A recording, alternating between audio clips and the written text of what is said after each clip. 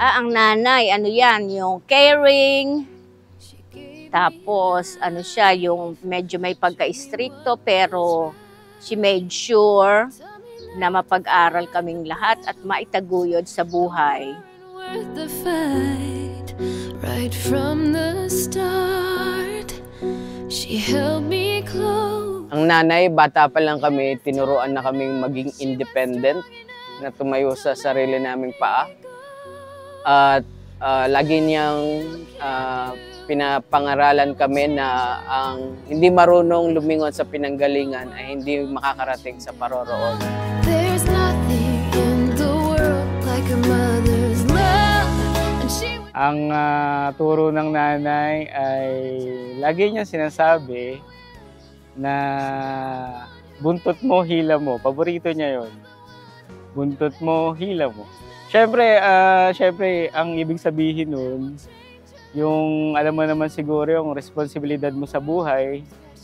So, lahat ng actions mo ay ikaw na ang bahala doon. Responsibilidad mo na yun. Diba? Ano siya, maalalahanin sa amin. Lagi siyang nandyan sumusuporta sa amin anytime at nakasubaybay sa aming paglaki hanggang sa pagtanda. Like a mother's love.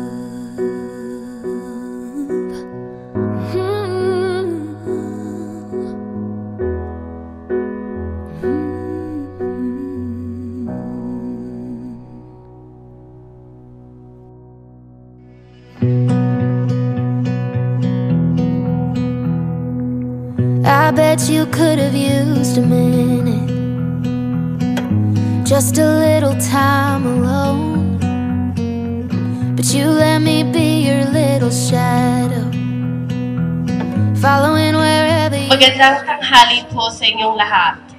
Thanks for coming today and celebrating Lola Celia's 90th birthday with all of us. It's so nice to see so many people care and love Lola, and who traveled to celebrate such a special day with all of us. You enough, but I want you to know when God... Si Lola po ay isa pong mabuting nanay. Kapag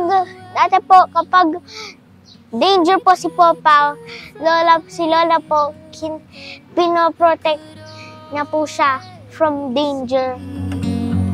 That you would be my hero and everything. Commuting from here to Manila to see us most weekends when we lived in Manila, and she just bring loads of food from Cabiao, and just basically making sure that we still had very firm roots in Cabiao, really. And when I'm falling in my... I wish for Lola, I hope that she continues living a long, fulfilled life and that she does whatever she wants to do and that she's able to still have those goals if she has any goals. No place where I don't feel you. Maraming salamat po dahil lagi niyo po kaming pinapasaya sa iyong presensya at nakaka-miss po talaga yung mga kwento niyo po dati. Lola, kahit masuhan ka sa akin, at nocturnal, mahal pa rin po kita. Meron po ko regalo sa'yo. Inipon ko po ito. Anong siramon po? Dahil 90 years old ka po, bibigyan po kita ng 900 pesos. Opo, gusto mo ng pera po, di ba?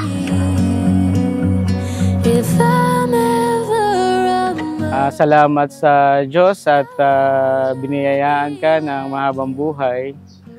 At ang hiling ko lang ay sana patuloy ka niyang biyayaan ng mahabang buhay pa para makasama ka pa namin. 'Cause Mama, you're my hero. Happy 90th birthday, Nanay.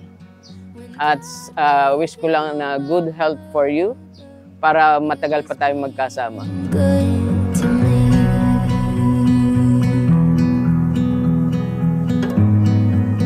Yeah, he was big.